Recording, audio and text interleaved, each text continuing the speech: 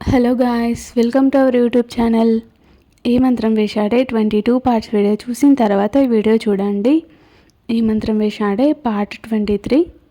అవును నాన్న, వీలైనంత తొందరగా నీకు మహాలక్ష్మికి పెళ్లి చేస్తాను. దాని కష్టాలు ఇంకా నేను చూడలేను. నీకు ఇష్టమే కదా అని అడిగింది అభి కళ్ళల్లోకి సూటిగా చూస్తూ. అభి మౌనంగా చూస్తూ ఉన్నాడు. ఏ నాన్న చెప్పు, ఇష్టమే కదా అని అడిగింది మళ్ళీ. అభికి ఏం చెప్పాలో పాలుపోక అలాగే చూస్తూ అనేశాడు. ఆ క్షణం ఎప్పుడు చూడనంత సంతోషం సావిత్రమ్మ కళ్ళల్లో చూశాడు అభి. నా బంగారు కొండరా, మీ అందరూ నా కళ్ళ ముందే ఉంటారు, సంతోషంగా ఉంటారు అని అభిని హత్తుకొని లేచి వెళ్ళిపోయారు సావిత్రమ్మ. అభి వెళ్ళిపోతున్న ఆమెనే అలా చూస్తూ ఉండిపోయాడు.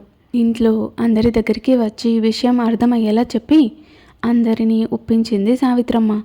పెళ్ళికి కూడా ఇంట్లో వాళ్ళు తప్ప ఎవ్వరూ ఉండకూడదు అని అందరితో చెప్పింది. ఇక అదే రోజు రాత్రి బార్లో.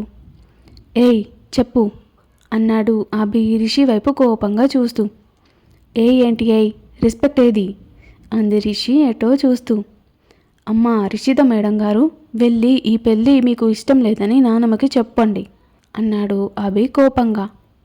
నేనెందుకు చెప్పాలి అంది రిషి పొగరుగా. ఎందుకు ఏంటి, నీకు పెళ్ళి ఇష్టమేనా? చిచ్చి అని మొహం అంతా చిట్లించి వేసింది రిషి. సేమ్ ఫీలింగ్ నాకు కూడా, నిన్ను పెళ్లి చేసుకోవాలి అంటే. అందుకే వెళ్ళి నాన్నమ్మకి చెప్పు. నువ్వే చెప్పుకో. ఏయ్ చూడు రిషిత, నీ మీద నాకు అలాంటి ఫీలింగ్ లేదు, కానీ నాన్నమ్మ అంటే రెస్పెక్ట్ ఉంది. నేను తన మాట కాదని లెక్క ఒప్పుకున్నాను. నువ్వు ఏదైనా స్ట్రైట్గా చెప్తావు కదా, వెళ్ళి నాన్నమ్మకి చెప్పు నీకు కూడా ఈ పెళ్ళి ఇష్టం లేదని అన్నాడు రిషిని బ్రతిమలాడుతూ. నాకు కూడా అమ్మమ్మ అంటే రెస్పెక్ట్ ఉంది, తన మాట కాదనిలేకే నేను కూడా ఈ పెళ్ళికి ఒప్పుకున్నాను. అయినా నువ్వు ఓకే అంటేనే నేను కూడా ఓకే చేస్తా అని అమ్మమ్మకి మాట ఇచ్చాను.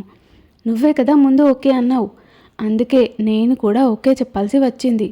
ఇప్పుడేం చేయాలి అంది రిషి. సరే, అదేదో అయిపోయింది. ఇప్పుడు వెళ్ళి చెప్పు నాన్నమ్మకి, నువ్వు ఎలాంటి దానివో, ఎలాంటి పనులు చేస్తావో అన్నీ చెప్పు అన్నాడు అభి కోపంగా. నేనెందుకు చెప్పాలిరా, నేను చెప్పను. నువ్వు చెప్పుకుంటే చెప్పుకో, లేదంటే దొబ్బై అని అక్కడి నుంచి లేచి వచ్చి డ్రింక్ చేస్తూ డ్యాన్స్ చేస్తూ ఉంది రిషి. అభి రిషి వైపు తినేసేలా చూస్తూ ఉన్నాడు. అప్పుడే అభిని చూస్తూ సార్ అని ఒక బీర్ బాటిల్ ముందు పెట్టాడు బేరర్. అభి రిషిని అలాగే చూస్తూ కోపంగా ఆ బాటిల్ చేతులకి తీసుకొని తాగేశాడు. ఎత్తిన బాటిల్ దించకుండా బాటిల్ మొత్తం కంప్లీట్ చేసేశాడు అభి. చోటు రిషి దగ్గరికి వచ్చి పిలుస్తూ ఉన్నాడు. ఏంట్రా అప్పుడే వచ్చా, నేను ఇంకా మొదలే పెట్టలేదు అంది చోటు వైపు చూస్తూ. అక్క, అమ్మమ్మ చెప్పింది కదా నీకు అభి బావకి పెళ్ళని. ఇప్పటి నుంచి నువ్వు ఇలా తాగకూడదు. ఈ అలవాటు మానుకో అక్క, ప్లీజ్ అక్క, ఈ రోజు నుంచి నా మాట విని తాగకు ప్లీజ్, సరేనా అన్నాడు చోటు బ్రతిమిలాడుతూ. రే చోటు, అంటే నేను ఒక్కదానే తాగకుండా ఉంటే సరిపోతుందా? మీ బావ ఎంతైనా తాగొచ్చు కదా అంది. అభి బావ ఇప్పుడు ఇంట్లో నిద్రపోతూ ఉంటాడు అక్క, నువ్వే ఇప్పుడు ఇక్కడ ఉంటే ఇంకా ఇష్టం వచ్చినట్టు తాగేస్తావు అన్నాడు చోటు. నిద్రపోతున్నాడా మీ బావా? ఒక్కసారి అటు చూడు నాన్న అని ఊగిపోతున్న అభి వైపు చూపించింది రిషి. అభిని చూసి అయ్యో బావ డ్రింక్ చేశాడా అని కంగారుగా తన వైపు వెళ్ళాడు చోటు. రిషి కూడా తన వెనకాలే వెళ్ళింది. అభిని చేత్తో పట్టుకొని బావ డ్రింక్ చేస్తాడా అని అడిగాడు ఆశ్చర్యంగా. లేదు చెయ్యడు, వాడు మనలా కాదు, గుడ్ బాయ్, ఇప్పుడు నా వల్లే తాగాడు అంది. ఎందుకే పాపం, ఏమన్నావే బావని అని చోటు కోపంగా అంటుంటే, నేనేమనలేదు, పెళ్ళి ఇష్టం లేదని అమ్మమ్మకి చెప్పమన్నాడు, నేను చెప్పనన్నాను, ఇంకా తాగేశాడు అంది. అదేంటి అలా ఎందుకు చెప్పమన్నాడు అన్నాడు చోటు ఆశ్చర్యంగా. లేదు కాబట్టి చెప్పమన్నాడు.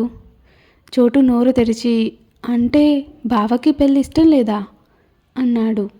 బావకే కాదు నాకు కూడా ఇష్టం లేదు, ఇద్దరం అమ్మమ్మ కోసమే ఒప్పుకున్నాం అంది ఎటో చూస్తూ. తను చెప్పేది నమ్మలేదు చోటు. అది అబద్ధం అనుకొని ఇద్దరూ దొంగలే అనుకున్నాడు మనసులో. అభి ఊగుతూ ఏదేదో మాట్లాడుతూ ఉన్నాడు. చోటు అభిని గట్టిగా పట్టుకొని కార్ వరకు తీసుకొచ్చాడు. తన వెనకే రిషి కూడా వచ్చింది. చోటు అభిని వెనకాల పడుకోబెట్టాక రిషి ముందు కూర్చోబోతుంటే వెళ్ళి వెనకాల కూర్చోవే, బావ కింద పడతాడు అన్నాడు రిషి వైపు చూస్తూ. హేపో, నాకేం అవసరం అంది రిషి. నీకేం అవసరమా? పాపం తగులుతుందే నీకు. బావ నీకోసం ఎన్నిసార్లు వచ్చాడు, ఎంత జాగ్రత్తగా ఇంటికి తీసుకువెళ్ళాడు. ఆ రోజు చిన్న దెబ్బ కూడా తగ్గలకుండా వాళ్ళని కొట్టి మరీ నిన్ను కాపాడాడు. అలాంటిది నువ్వేమో ఇలా మాట్లాడుతున్నావు. ఎవరిని కొట్టాడు, ఎవరిని కాపాడాడు అంది ఆశ్చర్యంగా చూస్తూ. హో, నీకు తెలీదు కదా, నాకు అమ్మమ్మ చెప్పింది. తను నిన్ను సేవ్ చేయడానికి రౌడీలను కొట్టి నిన్ను ఇంటికి తీసుకువచ్చాడంట. పాపం బావ అన్నాడు చోటు అభి వైపు చూస్తూ. అవునా అనుకుంటూ ఆ రోజు రాత్రి జరిగింది కొంచెం కొంచెం గుర్తురాగానే మెల్లిగా నడుస్తూ వెళ్ళి వెనకాల కూర్చుంది అభి పక్కన. చోటు కూడా కూర్చుని కార్ స్టార్ట్ చేశాడు. అభి మత్తులో ఊగుతూ రిషి మీద పడుతూ ఉన్నాడు. రిషి కోపంగా తనని పక్కకి తోసేస్తూ ఉంది. చోటు అది గమనించి కావాలని కూడా కార్ని ఎటో ఎటో పోనిస్తూ ఉన్నాడు. రేయ్, రోడ్ బాగానే ఉందిగా, ఎందుకు అన్ని మెలకలు తిప్పుతున్నావు? అసలే కష్టపడి కొన్న కార్ నా చేతుల్లో పగలగొట్టించుకోవాలని అంతగా ఉందా అంది రిషి ఈ విషయం అర్థమై. లే అక్క, రోడ్డు బాలేదు నిజంగానే అని కవర్ చేసుకుంటూ అన్నాడు చోటు. మాకు తెలుసులే, ముందు చూసిపోని అంది రిషి విండో నుంచి బయటకి చూస్తూ. అభి ఊగుతూ మళ్ళీ రిషి మీద పడిపోతూ ఉన్నాడు. రిషి తోసేస్తూ ఉంది. చోటు మిర్రర్ నుంచి చూసి ముసిముసిగా నవ్వుకుంటూ ఉన్నాడు.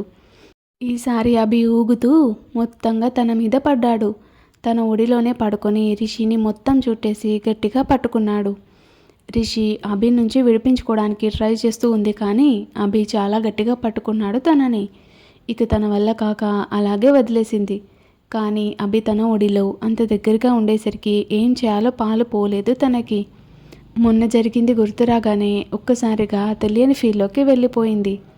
మెల్లిగా కళ్ళు దించి చిన్న పిల్లాడిలా పడుకున్న అభి మొహం చూడగానే తెలియకుండానే చిన్న నవ్వు వచ్చి చేరింది రిషి పెదాలపైకి. కానీ అభి తన వల్లే ఇలా తాగేసినందుకు జాలిగా అనిపించి అభి జుట్టు సరిచేస్తూ సారీ అంది. ఇంకా ఉంది.